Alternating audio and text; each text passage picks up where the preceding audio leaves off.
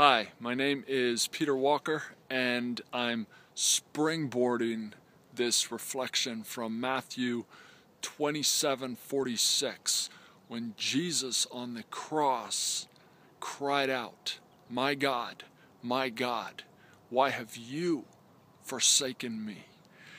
Jesus at this moment is in the epicenter of the will of God. He has come a dark and a long road to stay this course for this moment. When he was praying in the Garden of Gethsemane, he was asking God, take this from me. I don't want to go here.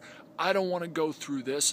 And angels appeared to strengthen him. It was at this point God was reassuring him of his will, his purpose. Now, his people, his generation were falling off at this point. His disciples couldn't even stay awake to pray with him. He was starting to lose the people, the support of man in his life at this point. As the prophecy said, Isaiah 53:8, where was his generation?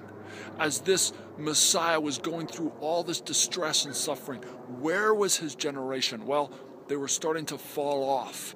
And Jesus pushed through and stayed this course of the will of God, and finds himself nailed to a cross, bleeding out his life, not just his physical life. Again, in Isaiah 53, it speaks of this triumph as Jesus having poured out his soul to death. 53:10.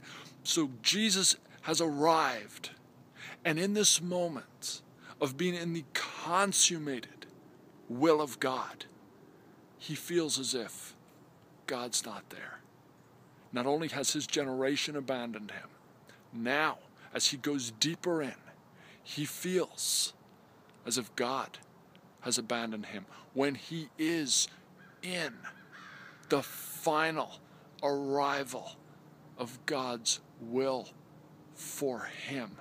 Isaiah 53 portrays this prophecy of the life of the Messiah 600 years before he walked this earth. From the beginning to the end, the life of Christ was lonely. It was misunderstood by us. We not only considered him as not who he was, we considered him raving mad and demon possessed, John 10:20, and in Isaiah 53:4 it says we considered him stricken by God, actually not just off track but cursed. God against this man. I'm sure many on that day stood and felt of Christ on the cross that this guy kind of had it coming. I mean, he was off. His life was lonely and hurting. Isaiah 53:8, where was his generation? Well, they dropped off. In verse 10, it was the Lord's will to crush him. In verse 11, we get a glimpse of where it is that Jesus derived his map. It says he saw the light of life and was satisfied. Jesus had a life of misunderstanding, of loneliness. His own people abandoned him. Then he got to the very will of God and felt that God had forsaken him. But Christ had such a radar for the light of life, what he knew to be the will of God, whether God was going to grace him with his presence and his affirmation in the will of God or not, whether he was going to feel it or not, or even if he was going to feel forsaken by God in that space. The light of life, the will of God, to do the will of the Father was his prize, and he hung on that cross for God, even when he felt God himself had forsaken him. What tells you you're on track? When you feel that God is not in your life, when you have a bad day, Ecclesiastes 7:14, you need to know God made it as well as the good day. What tells you that you're close to God? You could be walking very close to God.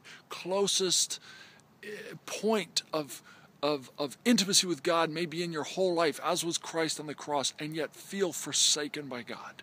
You're not forsaken by God. you're not forsaken by God. Let us seek the light of life. Let us discern the Spirit in our day, the voice of God, what He speaks. Let's not judge whether we are in or out of the will of God just by how we feel. Your heart can condemn you, 1 John 3:20, but God is greater than our hearts and knows all things. You can be on a cross in the very will of God and feel God Himself has forsaken you.